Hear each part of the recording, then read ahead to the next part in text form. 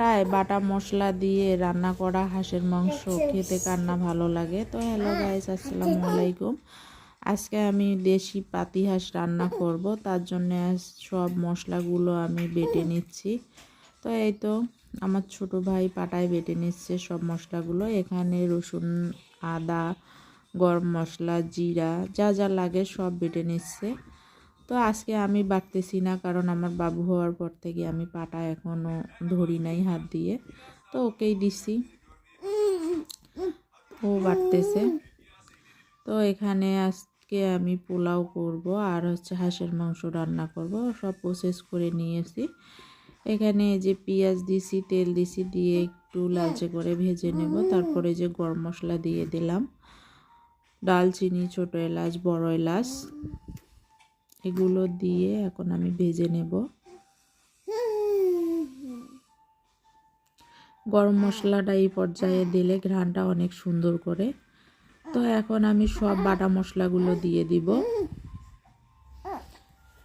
এই তো আদা বাটা, রসুন বাটা, জিরে বাটা, এখানে ছোট এলাচ, বড় এলাচ আর দালচিনি বেটে নিয়েছি, সবগুলো দিয়ে দিলাম। বাটা মশলার তরকারির স্বাদই আলাদা।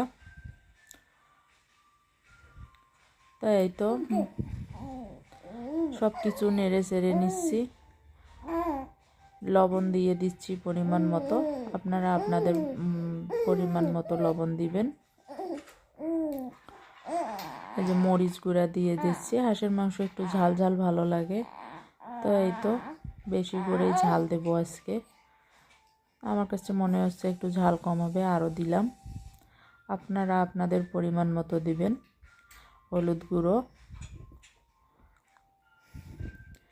দিয়ে মশলাদানিটাতে একটু পানি নিয়ে সামান্য পানি দিয়ে দিলাম।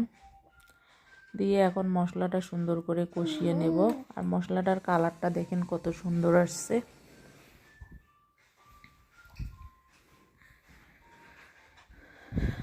আমার দুইটা বাবু, তো ভয়েস দিতে গেলে এদের চিল্লাচিল্লি। তারপর মাংসগুলো দিয়ে দিচ্ছি।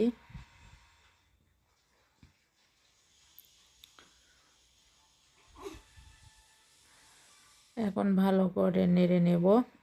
মাংসটাকে সুন্দর করে কষাইতে থাকবো। এখন হাঁসের মাংস কষানো না হলে গন্ধ করে। তো এখানে লং আর গোলমরিচ দিয়ে দিছি, তো ওটা ভিডিও করি নাই।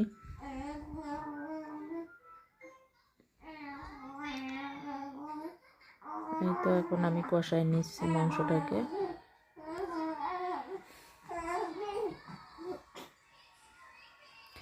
তো পানি দিয়ে দিছি সিদ্ধ হওয়ার জন্য, সিদ্ধ হতে থাক। আরেক চুলায় আমি পোলাও করব, তার জন্য সব কিছু নিয়েছি। এই যে এখন আমি চালটা ঘামাই নিচ্ছি। তো আজকে এই দুটা রান্নাই করব, হাঁসের মাংস আর হাঁস ভুনা। তো এই তো আমার হাঁস রান্না শেষ। দেখেন কত সুন্দর কালার আসছে। এরকম হাঁস ভুনা খেতে কার কার ভালো লাগে অবশ্যই জানাবেন। আর দাওয়াত থাকলো। আজকের মতো এ পর্যন্তই। আল্লাহ হাফেজ।